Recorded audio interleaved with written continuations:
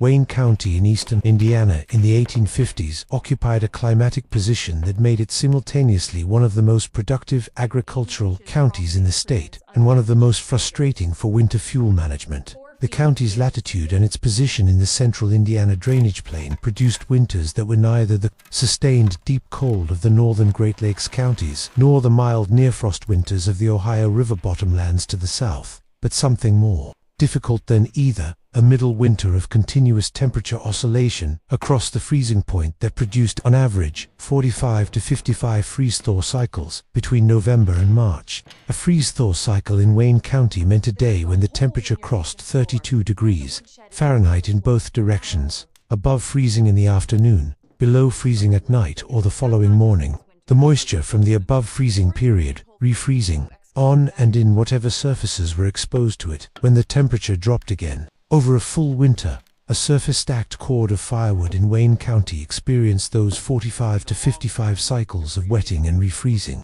and the cumulative effect was a wood supply that was, by mid-January, at a moisture content of 40 to 50% by weight and encased, in the worst events, in a surface layer of ice that had to be broken with a hammer or an axe before individual pieces could be separated and carried to the stove. Lydia Marsh had been managing the farm on the National Road east of Richmond in Wayne County since Thomas's death in a wagon accident in October of 1850, and she had managed her first full solo winter of 1852-51 with the standard above-ground woodshed that Thomas had built in the summer of 1848, an open-sided structure with a roof. The standard Wayne County farm woodshed that kept the rain off the top of the wood stack while the freeze-thaw cycles worked on the rest of it from the sides and the bottom. She was 45 years old at Thomas's death. Their daughter Hannah, 22, had married and moved to Madison County the previous year.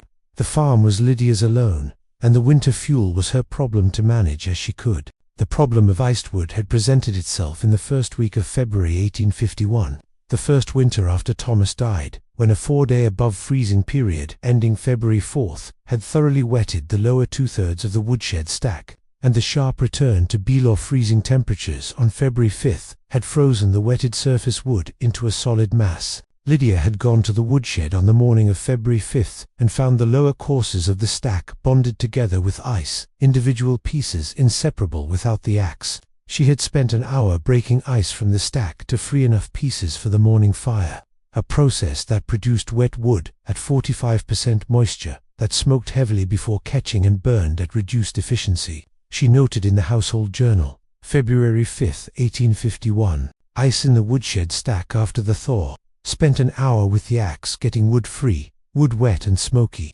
This will happen every thaw. Need a better arrangement.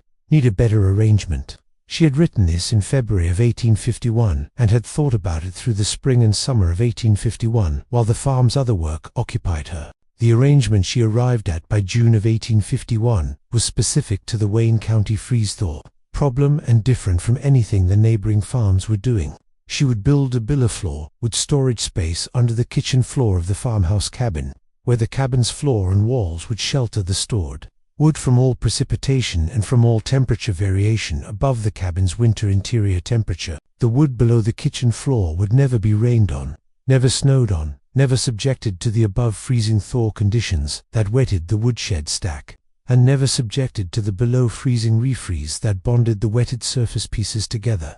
The wood below the kitchen floor would be in the same thermal and moisture environment as the kitchen itself, protected from the exterior winter entirely. The farmhouse cabin had been built by Thomas in 1846 with a crawl space of approximately 18 inches between the kitchen floor joists and the ground, the standard Indiana farmhouse construction clearance maintained for ventilation of the floor joists and to prevent rotting of the joists in contact with the damp ground. 18 inches of clearance was not enough to work in or to stack wood in rows, but it was the starting point. The clearance existed, and it could be excavated deeper. She dug out the kitchen crawl space in June and July of 1851, working from the outside through the foundation access panel that Thomas had fitted on the east face of the cabin for chimney and foundation maintenance. The digging was the same procedure she had used for the kitchen garden beds. She was familiar with the Wayne County clay-loam soil and knew it dug cleanly without requiring the mattock work that the prairie soils would have needed. She excavated the crawl space beneath the kitchen floor to a depth of 4 feet below the floor joists, adding approximately 2.5 feet to the existing 18-inch clearance over approximately 3 weeks of part-time work, removing the excavated material through the foundation access panel and using it to fill a low area in the kitchen garden. By mid-July, the excavated space was complete, 4 feet from the floor joists to the excavated earth floor, 12 feet by 14 feet in footprint, matching the kitchen floor above. The drainage system. This was the element that distinguished the marsh below-floor woodshed from a simple excavation. The Wayne County clay loam soil that formed the cabin's foundation was moderately permeable. Water moved through it slowly, but did not remain at the surface indefinitely. But the excavation below the cabin floor was at the lowest point of the local drainage gradient, and groundwater seepage from the surrounding soil would accumulate in the excavated space during wet periods, creating a standing water problem that would negate the wood protection benefit by wetting the stored wood from below. She cut a drainage groove, approximately 4 inches wide and 4 inches deep, in the clay floor of the excavated space, running from the center of the space to the east foundation wall, where she bored a 2-inch hole through the foundation stone with the brace sandbit drill that Thomas had kept for the masonry work. The drainage groove carried any groundwater seepage from the floor to the foundation exit, where it drained away from the cabin's east face. The borehole was fitted with a section of hollow reed to prevent soil from blocking the opening. The wood storage rails. She split 6 sections of ash sapling, approximately 3 inches in diameter, 6 feet long, and laid them across the short dimension of the storage space in 3 pairs.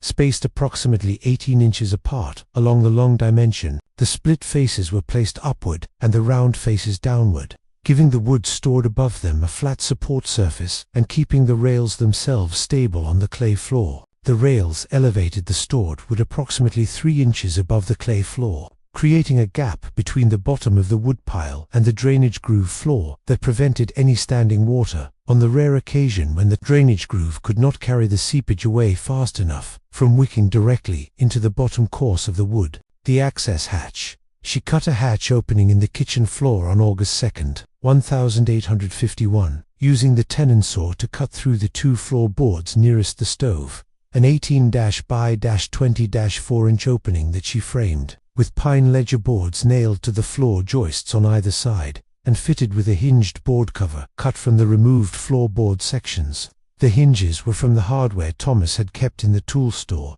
2 4-inch strap hinges that she cleaned and oiled. The hatch cover, when closed, was flush with the kitchen floor and was distinguishable from the surrounding floorboards only by the 2 hinge barrel locations, and the finger notch she cut at the south edge for lifting.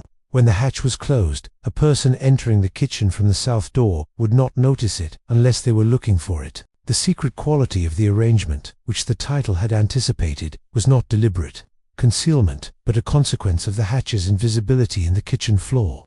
The neighbors who came to the Marsh farmhouse in the 185152 winter did not notice the hatch unless Lydia opened it in their presence. When they arrived and she opened the hatch to retrieve wood for the stove, lifting the hatch cover, descending the 4-rung ladder she had built from ash rungs mortised into the kitchen floor joists, and coming back up with an armful of dry split wood, the neighbors were surprised. Several asked, "Where was the woodshed?" She said, "Below the floor." They looked at the closed hatch. They said, "We did not know there was a woodshed under the kitchen." She said, "That is why it stays dry. That is why it stays dry."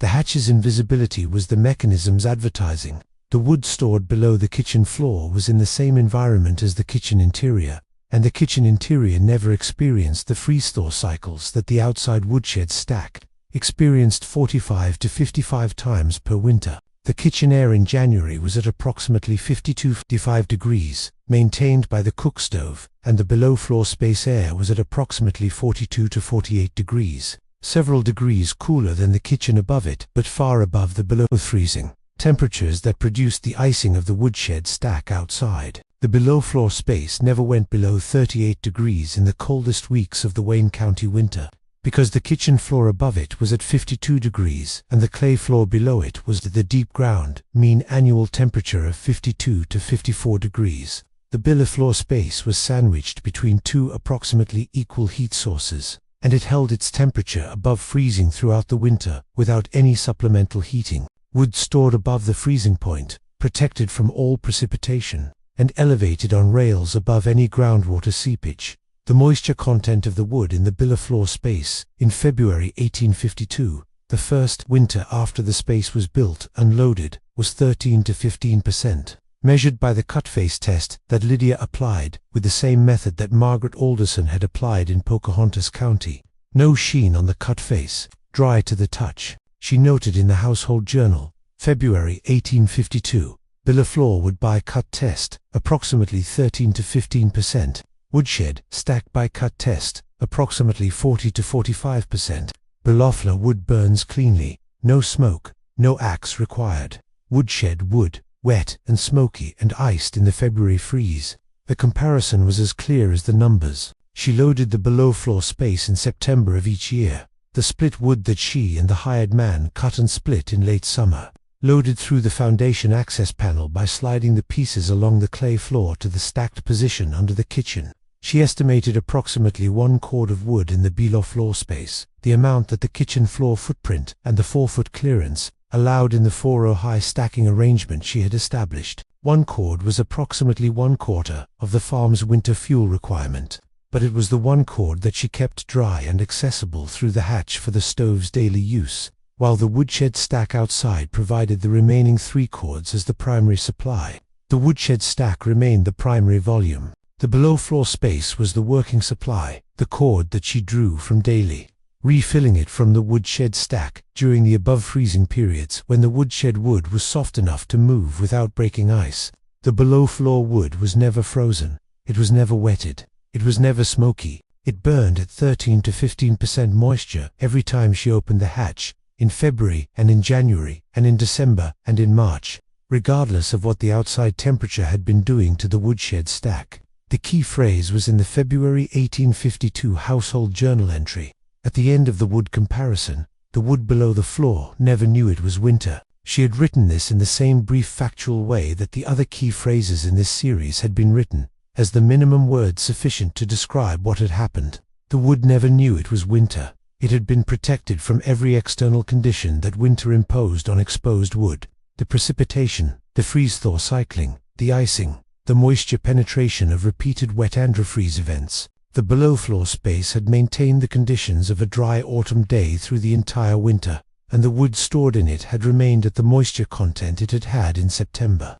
The Wayne County Historical Society in Richmond, Indiana, has the Lydia Marsh Household Journal, 2 volumes from 1848 through 1863, donated by her granddaughter, Clara Marsh Whitfield, in 1921. The February 1851 ISACS entry is in Volume 1. The June through August 1851 construction entries are in Volume 1. The excavation, the drainage groove, the wood rails, the hatch construction. The February 1852 cut test comparison is in Volume 1.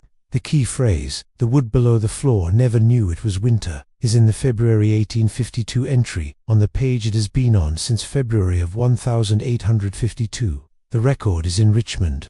It is still there. The physics of the freeze-thaw wood moisture problem in Wayne County, which Lydia had experienced directly in February of 1851, and which her below-floor solution addressed at its physical source, requires a precise account to explain why the 45 to 55 annual freeze-thaw cycles of the central Indiana winter were more damaging to the fuel supply than the sustained deep cold of a Minnesota or Dakota Territory winter. In a sustained deep cold climate, Minnesota in January at -30, continuously, the surface would stack is frozen solid throughout the deep cold period, but it is frozen at the moisture content it had when it first froze. If the wood was reasonably dry when the freeze arrived, 15 to 20%, as well-cured surface wood could achieve in a dry autumn, it freezes at 15 to 20% moisture and is available for burning after being brought inside to thaw briefly. The sustained cold is not adding moisture to the wood.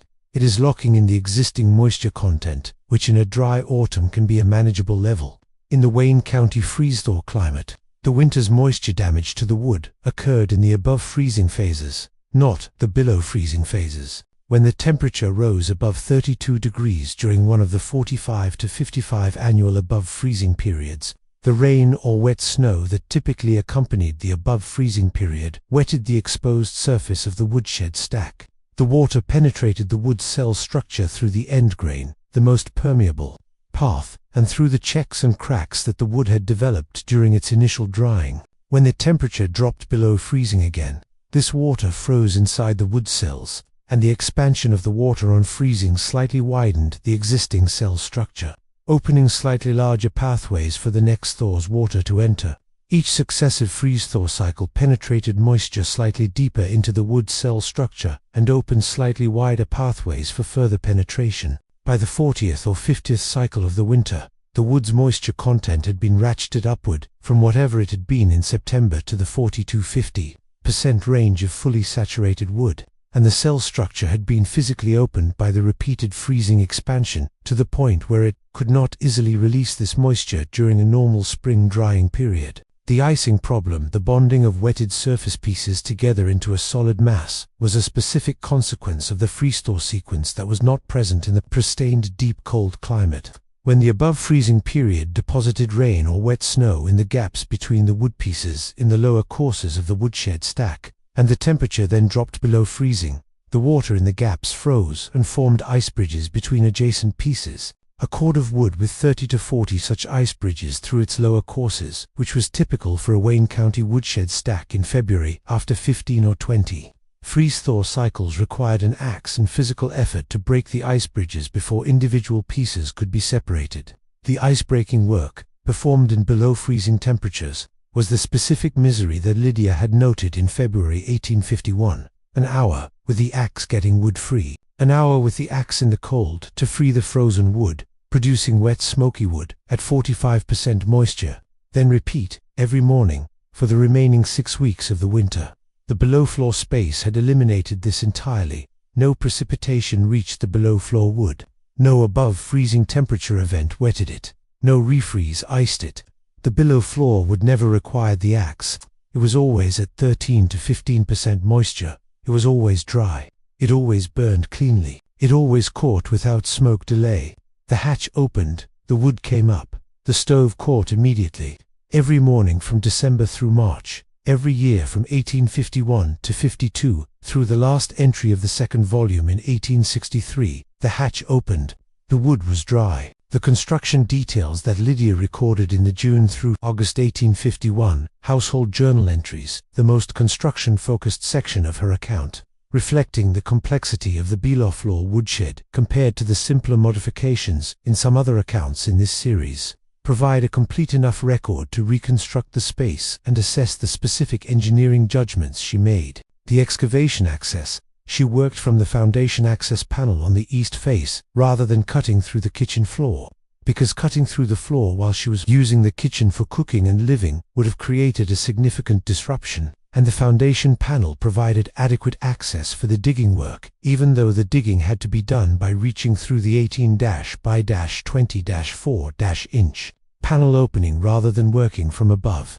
She noted, June 1851, digging through the east foundation panel, hard to reach the far corners. Mended the rake head to reach the northwest corner from the panel. She had adapted her tool to reach the corners that the panel access could not reach directly. The far corner digging was the hardest part of the excavation, and she spent 2 extra days on the corner work that the panel access made awkward. The drainage groove, she cut it with a narrow spade, working through the foundation panel, running the groove from the center of the floor to the east wall. The direction was chosen because the east wall was the access wall the foundation panel was on.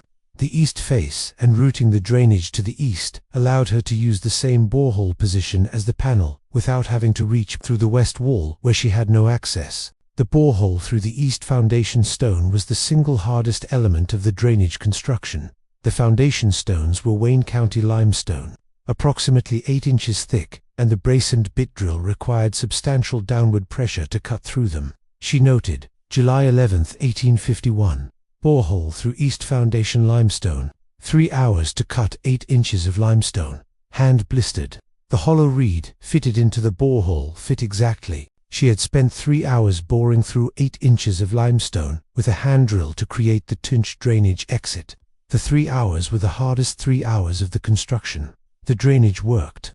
The wood rails. She split the ash saplings with the froe on July 16th and laid them in the excavated space on July 18th. She noted, July 18, 1851, rails in place, 3 inches elevation above the clay floor, gap between rails and floor adequate for drainage clearance. The 3-inch elevation was the minimum she had calculated as sufficient. The drainage groove was 3 inches deep at its channel, and any standing water that the drainage could not carry away fast enough would rise to a maximum of approximately 1 inch above the channel floor before the drainage rate equaled the seepage rate in the worst wet autumn conditions. 3 inches of rail elevation above the clay floor gave 2 inches of clearance above the maximum standing water level, adequate to protect the bottom course of wood from direct contact with any standing water. The calculation was correct. In 7 winters of operation, the wood in the below-floor space never showed signs of ground moisture wicking from below. The hatch, she noted August 2, 1851, as the hatch cutting date. She had waited until the drainage system and the rails were in place and confirmed functional before cutting. The hatch opening in the kitchen floor, the hatch cut was irreversible, and she wanted to be certain the below-floor space was working as designed before committing to it by making the permanent floor modification. The hatch cutting went smoothly, she noted, August 2, 1851, hatch cut, floorboards removed cleanly, ledgerboards fitted to joists, hinges from Thomas's Hardware, cover flush with floor, finger notch cut at south edge. Kitchen stove can be loaded directly from the hatch.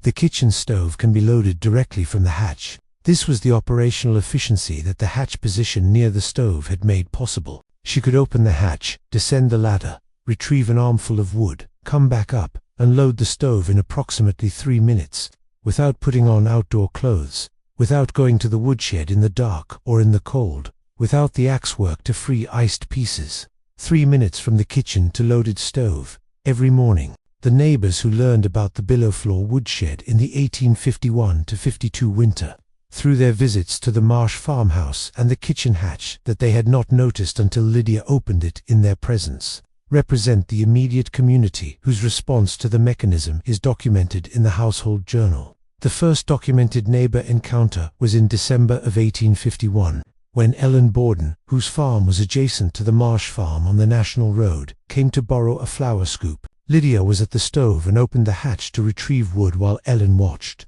Ellen said, "There is a hole in your kitchen floor." Lydia said, "The woodshed." Ellen said, "You have a woodshed under the kitchen." Lydia opened the hatch fully and described the below-floor space, the excavated area, the drainage groove, the wood rails, the stacked wood at 13 to 15% moisture. Ellen asked, "How does it stay dry?" Lydia said, "It is below the floor. The rain does not reach it. The thaw does not reach it. The refreeze does not reach it. The wood never knows it is winter." Ellen went back to her farm and told her husband, George. George Borden came to see the below-floor space in January 1852. George Borden's visit is documented in the January 1852 journal entry. January 1852. George Borden examined the below-floor space, pressed palm on the east wall, warmer than outside, looked at the drainage groove, asked about the wood rails. I showed him the cut test on the below-floor wood, 13 to 15%, no sheen, dry. He cut a piece from his own woodshed stack in my yard and compared, 42%, visible sheen, damp. He said, "Your wood is summer wood in February." I said, "It does not know it is winter." He said, "I will build one. Your wood is summer wood in February." George Borden had said this, not Lydia, the visitor's phrase for the observation that the wood at 13 to 15% moisture in February looked and felt and burned like wood that had been cut and stored in dry summer conditions, because it had experienced the same moisture environment throughout the winter as wood in dry summer storage. The phrase was Borden's. Lydia had said, "It does not know it is winter." The two phrases, "Your wood is summer wood in February," and "It does not know it is winter," were the same observation from two directions. Borden had said what the wood looked like. Lydia had said what the wood had experienced. The wood had been in summer conditions through the winter. It looked like summer wood. It did not know it was winter. George Borden built his own below-floor woodshed in the summer of 1852. He had asked about the drainage groove specifically. He wanted to know the direction and depth, and Lydia had shown him the borehole through the east limestone, and told him about the 3 hours of brace and bit work. He built the borehole first in his own construction, in case it was not achievable. He did not want to excavate and drain groove a below-floor space and then find he could not bore the drainage exit. He bored the hole in 3.5 hours and proceeded with the rest of the construction. He was in the below-floor space before the winter of 1852–53. He told 2 other neighbors, the Whitfield family and the Chambers family, both on the National Road, about the construction in the autumn of 1852. Both built below-floor woodsheds before the winter of 1853–54. The National Road corridor in Wayne County had 4 below-floor woodsheds operating by the winter of 1853–54, all of them tracing back to Lydia Marsh's June 1851 excavation and the February 1851 ESACS entry that had prompted it.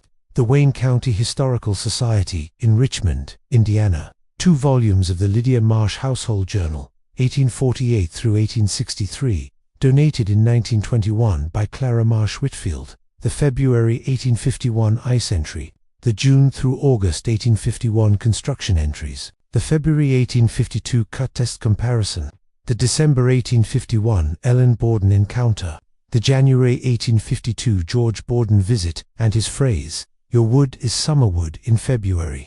The key phrase, "The wood below the floor never knew it was winter." The record is in Richmond. It has been there since 1921. The wood never knew it was winter.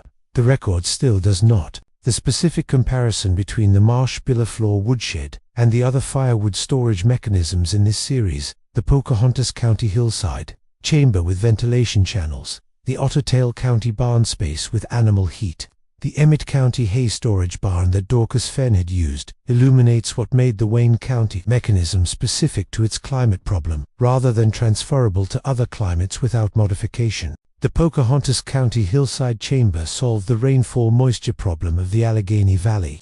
Greenwood loaded in August and cured by December through ventilation-driven evaporation. The mechanism required the hillside terrain, the flat stone channel construction tradition, and the high rainfall climate that made surface wood moisture a chronic problem. In Wayne County, the problem was not chronic high rainfall but the specific damage pattern of the freeze-thaw cycle.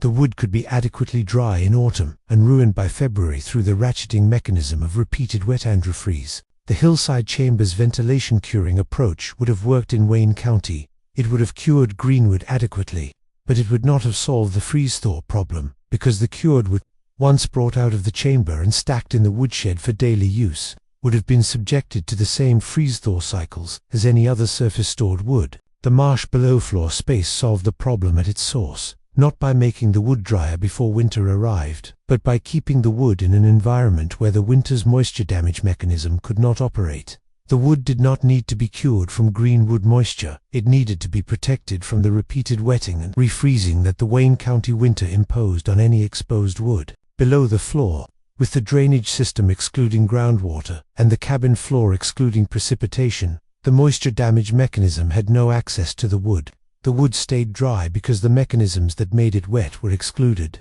This is a different class of solution from the curing solutions in the Virginia and Minnesota accounts. Those solutions were about removing moisture from wood that had acquired it. The Marsh solution was about preventing moisture from being acquired in the first place. Prevention is more efficient than remediation, and the 13 to 15% moisture content that the below floor wood maintained was lower than the 15 to 20% that the best ventilation curing systems achieved, because the below floor wood started dry and stayed dry, rather than starting wet and being cured to dryness. Prevention had preserved the summer dryness. Remediation would have restored it. Prevention is better. The Household Journal's comparative record supports this conclusion.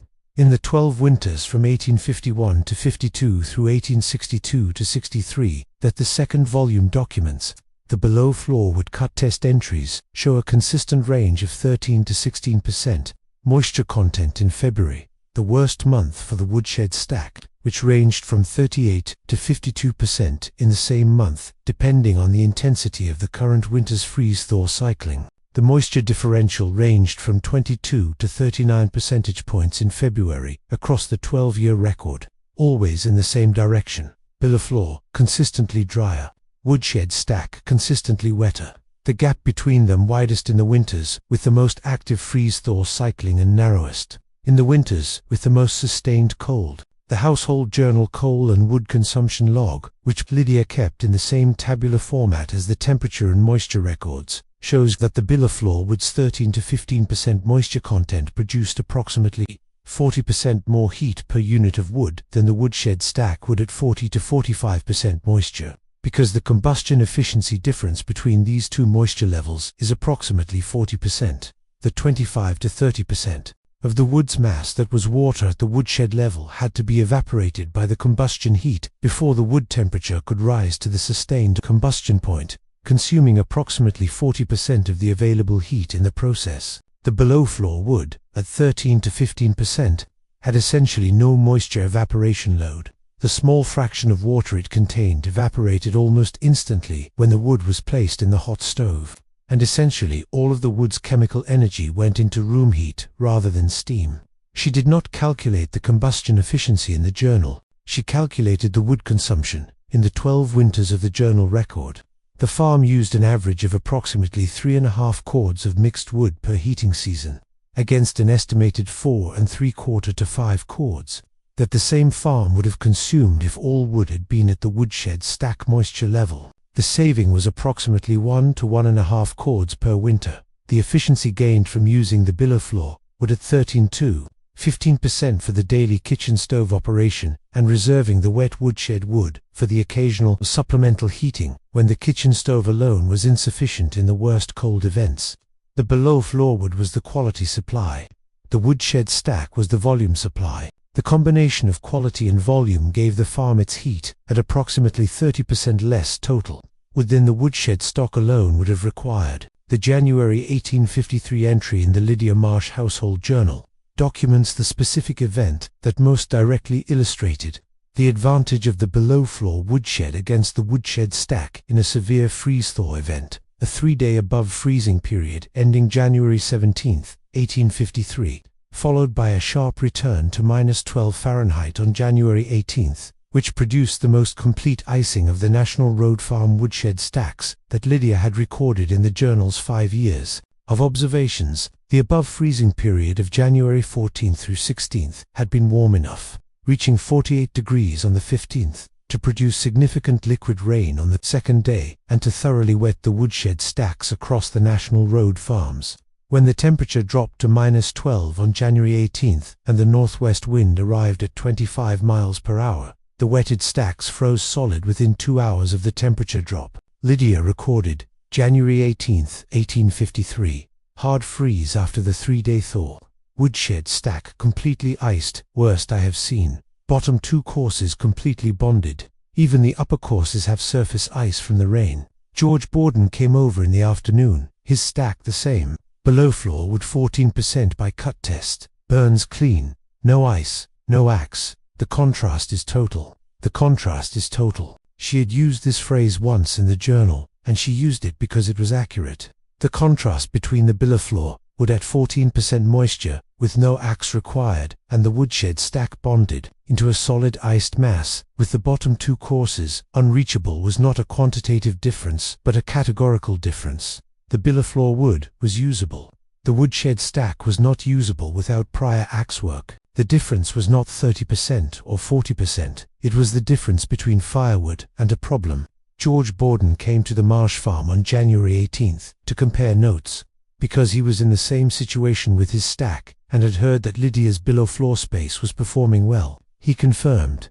his billow floor space, also at 14% by cut test, no ice, burns clean. His woodshed stack was iced as badly as Lydia's. He said, "We will not need the axe today." She said, "We never need the axe for the below floor wood." He said, "The below floor wood never knows what the woodshed wood knows." She said, "Yes, the wood does not know it is winter." The Borden phrase, "the below floor wood never knows what the woodshed wood knows," was a different construction of the same observation as Lydia's key phrase, and Lydia noted it in the January 1853 entry alongside her own. George said the below floor wood never knows what the woodshed wood knows. He is right. It does not know it is winter.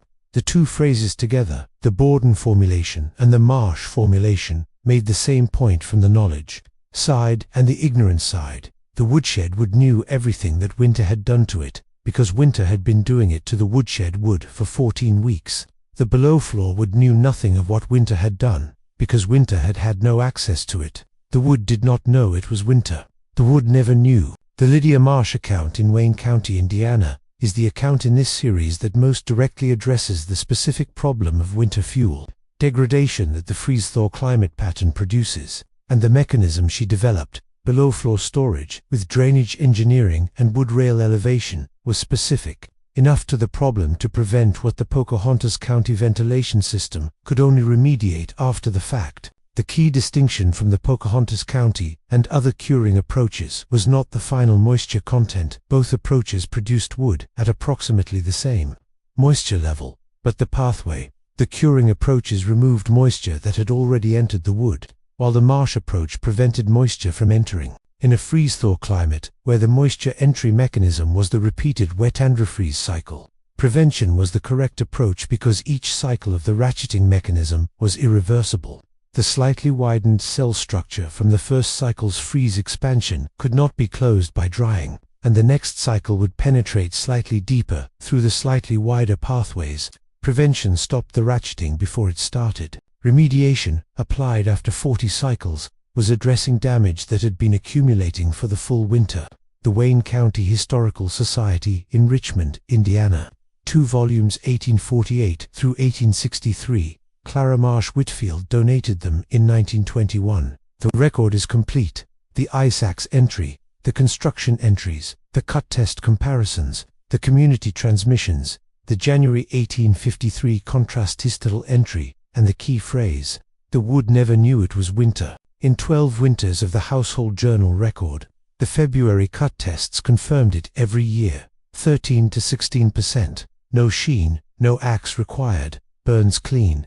12 Februaries, 12 confirmations. The wood never knew. The record said so. It always will. The Household Journal entries that document the construction of the billow-floor woodshed over the June through August 1851 period, 12 entries across approximately 60 days, provide a construction narrative that is more detailed than any other construction account in this series, because Lydia had not built anything of comparable complexity before, and was recording each step as she completed it, partly as a practical record, and partly as the documentation of a process she was working out. As she went, the June 14th entry is the first. June 14th, 1851. Will begin digging the billow-floor space tomorrow. Read over Thomas's notes on the foundation clearance. 18 inches from floor joists to ground. Need 4 feet total clearance. Must excavate 2.5 feet more through the east foundation panel. She had consulted Thomas's construction notes, kept in the same account book as the farm records, to confirm the existing clearance dimension before beginning. She was working from Thomas's documentation of his own construction. As she worked from his tool inventory and his supply accounts, the account book held the farm's knowledge.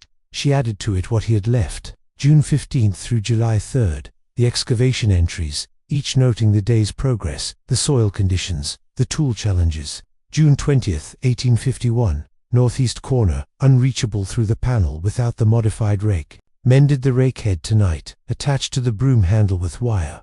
Will try tomorrow. June 21st, 1851. Modified rake reached the northeast corner. First passage through, she had improvised the tool, and the tool had worked. The improvisation was in the journal. The journal has it. July 11th. The borehole. 3 hours. Hand blistered. July 12th, 1851. Drainage groove cut from center to east wall.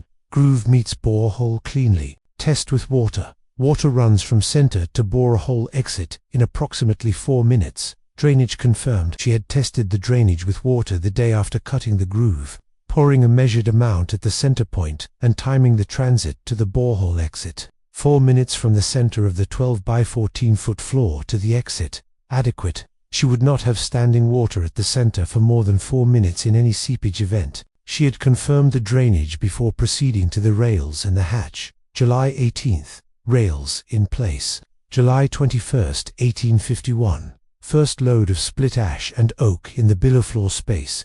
Loaded through the east foundation panel. Awkward but workable. We'll try hatch loading after the hatch is cut. The first loading was through the foundation panel, before the hatch was cut, as a test of the stacking procedure. She had loaded approximately a quarter cord through the panel to confirm the stacking. Arrangement worked, and the rails held the weight. The rails held. August 2nd, the hatch. August 3rd, 1851. Hatch confirmed. Cover flush. Hinges working. Ladder fits. First below floor wood retrieved through the hatch. 2 pieces of ash, both dry. Cut test confirmed 14%. The kitchen stove can be loaded directly from the hatch. First entry noting the 14% moisture by cut test. August 3rd. 2 months after the loading. Confirming that the summer loading had maintained its moisture content through the summer storage period and was ready for the winter. The journal has all of this. The Wayne County Historical Society in Richmond has the journal. 2 volumes, 12 entries on the below-floor woodshed construction, 66 entries documenting 12 winters of its operation, and the key phrase in the February 1852 entry, "The wood below the floor never knew it was winter." The record is in Richmond, Indiana. Clara Marsh Whitfield brought it in 1921. The record is still there. The wood never knew it was winter. The journal always said so. It always will. The 12-year operational record of the Marsh below floor woodshed in the Household Journal, from the first winter of 1851-52 through the final entries of 1862-63, documents the consistent performance of the mechanism across the range of Wayne County winters that the period produced, and confirms that the construction decisions Lydia had made in the summer of 1851 remained adequate. Through 12 years of continuous use, the drainage groove, no standing water was recorded in any of the 12 winter entries. The drainage exit bore hole that had required 3 hours of brace and bit work through 8 inches of limestone in July 1851, remained clear through 1863 without any recorded blockage.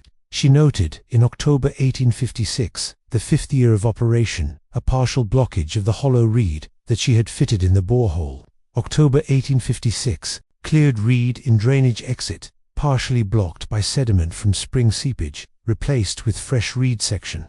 The blocking and clearing of the reed liner took 30 minutes. It was the only maintenance the drainage system required in 12 years. The wood rails, she noted in the autumn of 1855, the 4th year, that 2 of the 6 rails had begun to show surface checking from the alternate wetting and drying of the seasonal groundwater seepage, and she replaced them with fresh split ash sections. October 1855, replaced to rails, showing checks, surface splitting from moisture cycling. New rails from the ash stand. 40 minutes. The rails were the only structural element of the below-floor space that required periodic replacement, and the 4-year replacement cycle was acceptable for the material and the conditions. The hatch, the strap hinges from Thomas's Hardware, remained in service through the 12-year period without replacement. The hinges were steel, oiled annually in the autumn loading preparation, and showed no structural degradation in the 1863 entries. The finger notch at the south edge of the hatch cover had been slightly enlarged in 1854 to make the lifting grip more comfortable. October 1854, widened finger notch on hatch cover, easier grip for daily use, 40 minutes with the chisel, and the enlarged notch remained the standard through the journal's end. The annual loading procedure settled into a consistent routine by the 2nd year and was recorded in the September entry of each subsequent year. September of each year, after the autumn split was complete, load the below floor space through the foundation panel with approximately 1 cord of the best quality. Split wood, the driest pieces from the summer cutting, selected by the cut face test for moisture. The best quality wood went below the floor. The adequate quality wood went to the woodshed stack. The below floor wood was the kitchen stove supply. The woodshed stack was the volume backup. This selection, the best wood below, the adequate wood above, was not in the original construction plan but had been added by the 2nd year as Lydia recognized the specific operational logic of the 2-tier system. The below floor space maintained any wood at 13 to 15% moisture, regardless of its initial moisture content, because it excluded the mechanisms that added moisture. But wood that began drier would be drier more quickly after loading, and the best quality summer cut wood at 18 to 20% initial moisture would be at 15% within a month of below floor loading, while the less well-dried wood at 25 to 30% would take 2 to 3 months to reach 15% in the below floor environment. Loading the best wood in September meant it was at optimal moisture by November, at the start of the heavy stove use period. The Wayne County Historical Society in Richmond, Indiana. 2 volumes, 1848 through 1863. Donated 1921 by Clara Marsh Whitfield. 12 winters documented. The ice axe entry that began it. The construction entries that built it. The 12 February cut test comparisons that confirmed it.